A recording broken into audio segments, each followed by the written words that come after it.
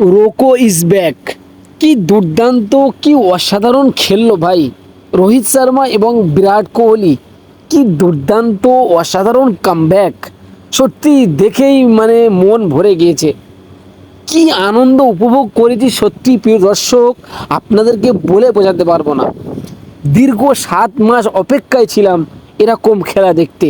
এই খেলাটা যদি প্রথম ম্যাচে বা দ্বিতীয় ওডিআই ম্যাচে যদি দেখাতো আরও খুশি হতাম ভাই। সত্যি দুর্দান্ত অসাধারণ ব্রিলিয়ান্ট ইনিংস রোহিত শর্মা। কি কামব্যাক, অসাধারণ।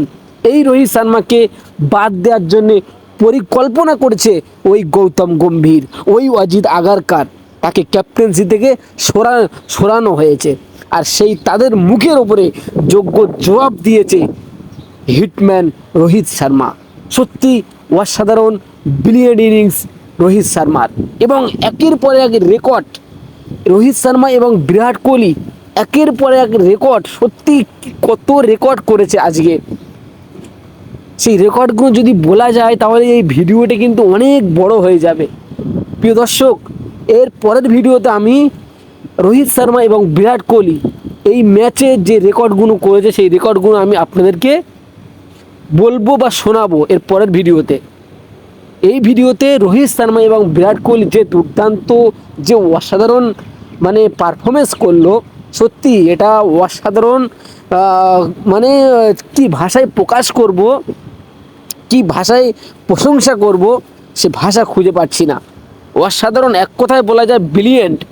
তার সাথে সাথে বিরাট কোহলির কামব্যাক, বিরাট কোহলির কামব্যাক, প্রথম দুটি ম্যাচে ডাক, তারপরে এরকম কামব্যাক, রাজার মতো কামব্যাক।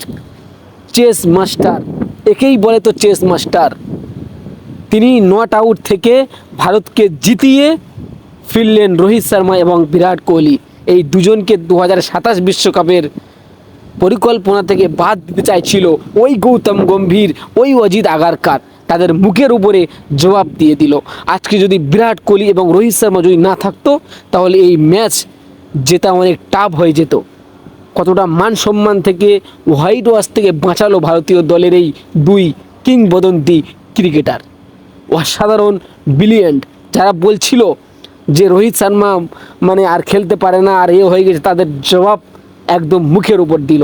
এবং আজকে রোকো ফ্যান্স, যারা রোহিত শর্মা এবং বিরাট কোহলির ফ্যান, তাদের আজকে এনজয় করার দিন। তারা আজকে প্রচুরভাবে এনজয় করুন এবং এই ভিডিওটি শেয়ার করে